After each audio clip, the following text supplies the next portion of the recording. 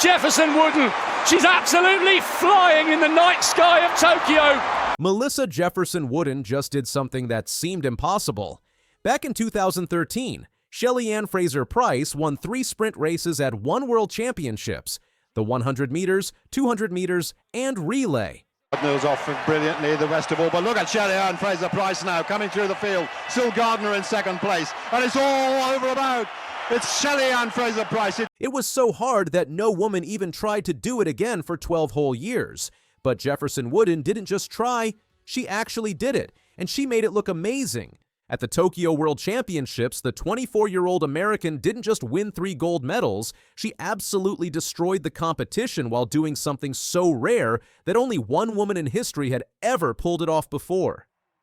We're talking about sweeping the 100 meters, 200 meters, and 4x100 relay at a single World Championships. But look at this from Jefferson Wooden.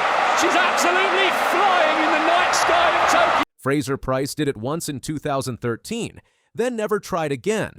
That should tell you everything about how difficult this really is. Let's start with that jaw-dropping 100-meter performance that had everyone in the National Stadium on their feet. Jefferson Wooden blazed across the finish line in 10.61 seconds, smashing the championship record and becoming the 4th fastest woman in human history. Think about that for a second. Only 3 women have ever run faster: Florence Griffith Joyner, Elaine Thompson, and yes, Shelly Ann Fraser Pryce herself. The race started close, with Olympic champion Julian Alfred getting out fast in the first 30 meters. But Jefferson Wooden had exploded from the blocks too, and once she hit her stride, it was game over for everyone else. Alfred, who many expected to challenge for gold, actually faltered midway through and later revealed she'd pulled her hamstring during the race. Behind Jefferson Wooden, Jamaica's Tina Clayton grabbed silver with a personal best of 10.76, making her the youngest world 100-meter medalist at just 21 years old. Alfred managed to hold on for bronze in 10.84, but you could see she was struggling. The defending champion Sha'Carri Richardson could only manage 5th place in 10.94, though she did clock her first sub-11 time of the season. And then there was Fraser Pryce. The 38-year-old legend, competing in her final individual 100-meter race, finished 6th in 11.03. After the race, she reflected on the moment with typical grace, saying she was really grateful to stand on the track one more time in the 100-meter finals, calling it a privilege and honor and her greatest blessing. But here's where things get interesting and controversial. Jefferson Wooden's coach is Dennis Mitchell, a former sprinter who served a doping ban during his competitive career and admitted to the Balco inquiry in 2008 that he'd asked about performance-enhancing drugs for Marion Jones. This didn't sit well with everyone, particularly Gabby Thomas, the Olympic 200-meter champion. 3 weeks before the championships, Thomas posted on social media that doping coaches should be banned for life from coaching in the sport, a clear shot at Mitchell. She went even further, posting that if you train under a coach who is known for doping, you are complicit. When reporters asked Jefferson Wooden about her teammates' comments, she handled it with class. She respectfully declined to answer directly, saying Gabby wasn't there and was entitled to her opinions, but she didn't want to talk about it. Instead, she focused on surrounding herself with love, with people who believe in her and support her, people who have seen her become the athlete she is today. She explained that when it comes to outside noise and social media, people are always going to have their opinions and say what they want to say, but it's up to her how she responds. And the best way for her to respond, she said, is to not respond at all. That mature response proved prophetic when Jefferson Wooden stepped onto the track for the 200-meter final. This was where she could really make history, attempting to become the first American woman to complete the sprint double since Allison Felix way back in 2009. The race wasn't even close. Jefferson Wooden dominated from start to finish, winning in 21.68 seconds by almost half a second, a margin only previously surpassed by Felix herself back in 2007. The time also moved her to 8th on the world all-time list, ahead of Felix. Reflecting on the achievement, Jefferson Wooden said being the first American to win the women's 200 at a world championship since Allison Felix meant a lot to her, as she'd looked up to Felix so much growing up. She called it amazing to hear these statistics, saying they made her feel blessed and grateful for the position she was in. The silver medal went to Great Britain's Amy Hunt in a breakthrough performance. The 23-year-old Cambridge University graduate had struggled to make the transition from junior to senior level, but 2025 became her breakout year with personal bests in multiple events. Her 22.14 gave her first senior individual medal, and the emotion was overwhelming. She admitted she didn't know what to do, cry or smile, but as soon as she saw her mum, she just burst into tears. Hunt had an inspiring message for young athletes too. She explained that she was a very promising athlete when younger, but then studying and injuries came along. She had to back herself a lot to be there and was proud of choosing the harder path. Her advice: you can be an academic badass and a track goddess. You can be the best in everything. Jamaica's Shericka Jackson, the two-time defending champion, had to settle for bronze in 22.18. It was a disappointing result for someone many expected to challenge Jefferson Wooden, especially after she'd missed the Paris Olympics due to an injury-plagued 2024 season. With 2 gold medals secured, Jefferson Wooden had matched Fraser Pryce's 2013 achievement, but there was still one more race to go, the 4x100 relay. And this wasn't just any relay final. This was Fraser Pryce's final race. Her farewell performance after an incredible 18-year career. The conditions couldn't have been more dramatic. Torrential rain was hammering down on the National Stadium as the teams took their marks. The United States lineup featured Jefferson Wooden on the opening leg, followed by Twanisha Terry, Kayla White, and Sha'Carri Richardson on the anchor leg. Jamaica countered with Fraser Pryce leading off, the Clayton twins Tia and Tina on the middle legs, and Jonielle Smith bringing it home. Fraser Pryce, despite being 38 years old, showed she still had magic in those legs. She blazed through her opening 100 meters in 11.32, actually 0.06 seconds faster than Jefferson Wooden's split, giving Jamaica the early lead. It was the perfect start to what she hoped would be a golden farewell. But the story wasn't just about Jefferson Wooden's triumph, it was also about Fraser Pryce's farewell. The Jamaican legend, who'd started her World Championships career as a reserve on the 4x100 relay team in Japan back in 2007, was ending it in the same country, leading off the relay team one final time. Fraser Pryce handled the bittersweet moment with characteristic grace. She said she'd really wanted to make sure she gave her teammates a great start because she knew they had a good team and were contenders. They didn't get the gold, but they got their silver medal, and she emphasized they had to be grateful with what they'd accomplished. They were walking away with a medal. With 60 meters to go, they're still side by side with 50. Lyles trying to find something. He stretches away. It is. Noah Lyles just said something about a 17-year-old kid that has the racing world going crazy. The fastest man alive told everyone that this teenager is better than he ever was.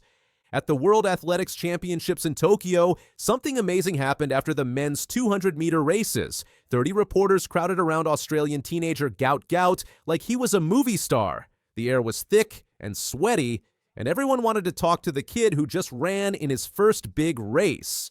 When Noah Lyles, the reigning world champion and the man who just ran the fastest 200-meter time in the world this year, walked into that same spot minutes later, the crowd of reporters actually got smaller.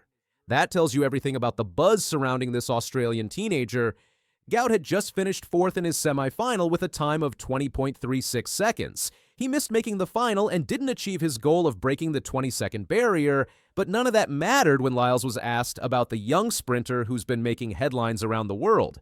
The American Sprint King didn't hold back. "He's more talented than I was," Lyles said with a genuine laugh. This wasn't just polite encouragement from an older athlete.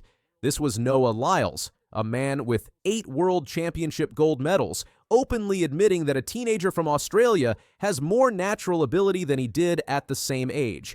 To understand how significant this statement is, you need to know who Noah Lyles is in the sprinting world. At 28 years old, he's considered the best 200-meter runner since Usain Bolt. He just won his 4th straight world championship in the 200 meters, joining Bolt as the only person in history to achieve that feat. He's the Paris Olympics 100-meter champion and has posted times that put him among the fastest humans who ever lived.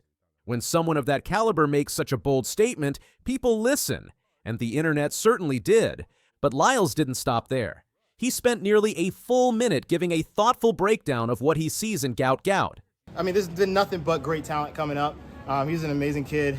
You got a great head on him. You got a great team around him. It's going to be interesting to see how he develops. What makes this even more remarkable is that these two athletes aren't strangers. They've trained together at camps organized by their mutual sponsor, Adidas. Lyles has seen Gout up close, watched him work, and understands his potential better than most. When he speaks about the Australian teenager, it comes from real experience, not just watching highlights on social media. The numbers back up Lyles' assessment. When he was 17 years old in 2015, Lyles ran 10.14 seconds in the 100 meters and 20.18 seconds in the 200 meters. Those are impressive times for any teenager. But Gout has already run faster than that, with a personal best of 20.02 seconds in the 200 meters and times in the 100 that suggest he's ahead of where Lyles was at the same age. During that post-race interview in Tokyo, Lyles shared insights that reveal his understanding of what it takes to succeed at the highest level. To see how he develops, the thing that I always look for when I'm looking at younger talent is, hey, are you just going to be able to train into shape, one? Because when you're in high school, you're able to just get like races all the time whenever you want. But as a pro, you got to race, you got to come prepared already. This is the voice of experience talking. Lyles knows the difference between high school success and professional athletics. In high school, you can show up to meets regularly and race yourself into shape. As a professional, every race matters, every training session counts. The margin for error shrinks dramatically. Lyles also addressed Gout's physical development, something that's been a talking point among athletics fans. At 17, Gout still has a lean, almost lanky frame. Just seeing how they put some weight room on him as time develops, naturally, not just like all at once, Lyles noted. He understands that rushed physical development can derail a young athlete's career. The American sprinter had particular praise for Gout's support team, especially his coach Di Shepherd. Lyles said, Develops, naturally, not just like all at once, but, he got a great coach.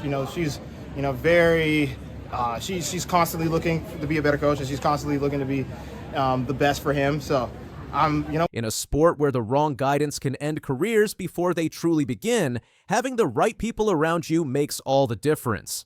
What's fascinating about this entire situation is how Gout himself has handled the pressure and attention. After missing the final in Tokyo, he could have been devastated. Instead, he showed remarkable maturity. Just excitement for sure. Obviously, I was aiming for that sub-20, but today wasn't the day God didn't allow it today. But I know for sure in the future it's going to come for sure. That response demonstrates something special about this young athlete's mindset. He's not letting one race define him or crush his confidence.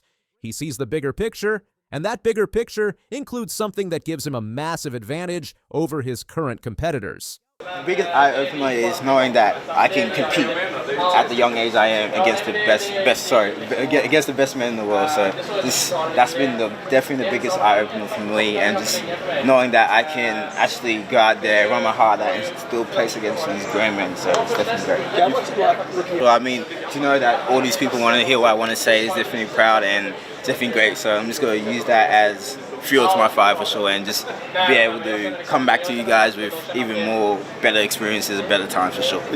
This isn't just teenage confidence talking. This is strategic thinking. While his competitors are approaching or already in their peak years, Gout has time to develop, learn, and improve. The Brisbane 2032 Olympics, where he'll be 24 years old, looms as a perfect target for when he could be at his absolute best.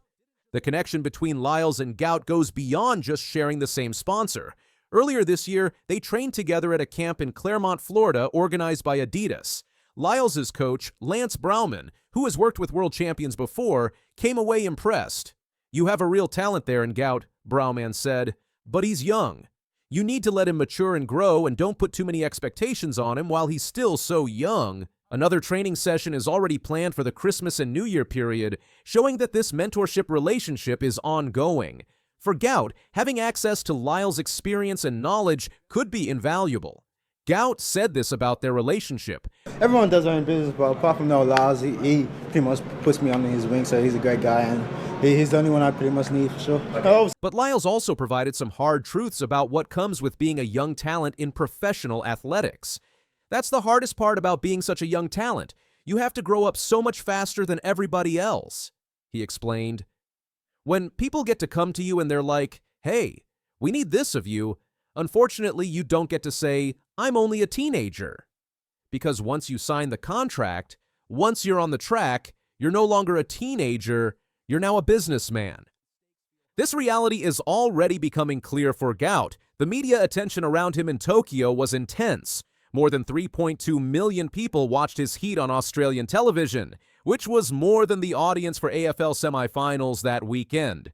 The 30 reporters surrounding him after his semifinal represented international media from around the world, all wanting to know about this teenage phenomenon. Managing that level of attention while still being a high school student presents unique challenges. Gout is scheduled to take his final exams in October, and his team has been careful about limiting his media exposure to protect his development. But as Lyles pointed out, once you reach a certain level, you can't hide behind your age anymore. Not beaten yet. This is so close. McLaughlin Levrone for history. She's driving for the line, and she's done it. Sydney McLaughlin Levrone was already the queen of the 400-meter hurdles, holding 6 world records and looking unbeatable. But she walked away from all that to try something that seemed impossible, breaking a 40-year-old barrier that many thought would never fall. When Sydney announced she was switching from hurdles to the flat 400 meters, the doubters came out in full force. She knew it too. After her historic race in Tokyo, she admitted, I knew there were a lot of people doubting me with making the switch from 400 meters hurdles to the flat 400 meters. The criticism made sense. Why leave an event where you're untouchable to start over in one of track and field's most brutal races? How are we feeling after that? Yeah, I'm feeling great. Everyone just wanted to go in there and do their job. We weren't really going for a time. We just wanted to obviously do our part and win the race. So it's always special to also have a chance. The flat 400 is different from hurdles. There's nowhere to hide, no technique to master except pure speed and pain tolerance. It's too long to sprint the whole way, but too short to pace yourself. And waiting for Sydney in Tokyo was Marilady Paulino, the Olympic champion from the Dominican Republic, who had already beaten Sydney once before. That loss happened in Paris in 2023, and it stung. Sydney had led most of that race, pushing hard from the start. But the 400 is cruel to those who go out too fast. In the final stretch, when lactic acid floods your muscles and every step feels like concrete, Paulino flew past her. Sydney learned that day that talent alone wasn't enough. She needed a different approach. So she went back to the drawing board with her coach, Bobby Kersey. This wasn't just any coach. This was the mastermind who had already turned Sydney into the greatest female hurdler in history. Kersey put her through brutal training sessions with former UCLA runner Willington Wright. The goal was simple but terrifying. Break the 48-second barrier that no woman had touched in 4 decades. Only one person had ever run faster than 48 seconds. Marita Koch from East Germany, who clocked 47.60 back in 1985. But that record came with a shadow. Koch ran during the height of East Germany's systematic doping program, making her time both impressive and suspicious. For 40 years, that mark stood alone, seemingly untouchable. Sydney's journey back to the flat 400 wasn't smooth. She first tried the event in 2023, but injuries ruined her world championship plans. She returned to hurdles in 2024, winning her second Olympic gold and setting another world record of 50.37 seconds in Paris. But the flat 400 kept calling her back. In 2025, she finally committed. The track world watched nervously as one of its biggest stars took an enormous risk. What if she wasn't fast enough? What if years of hurdle training had changed her running style too much? What if she lost in both events? The first sign that something special was brewing came in the semifinals in Tokyo. Sydney broke the 19-year-old American record with a time of 48.29 seconds, destroying Sonia Richards-Ross's old mark. But even after that performance, she said she still had something left in the tank. The track world held its breath. Race day arrived with Tokyo's typical humidity, but then evening rain cooled things down and made the track slick.